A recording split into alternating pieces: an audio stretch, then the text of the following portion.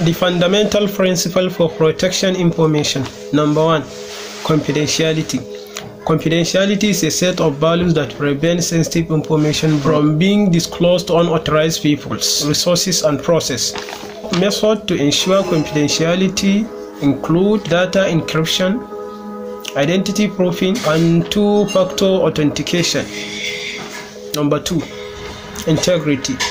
Integrity ensures that system information or process are protected from intentional or accidental modification. One way to ensure integrity is to use hash function or checksum. Number 3, availability.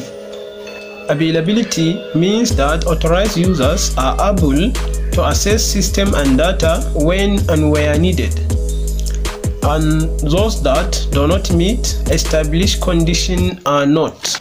This can be achieved by maintaining equipment, performing hardware repair, keeping operating system and software up to date, and creating backup.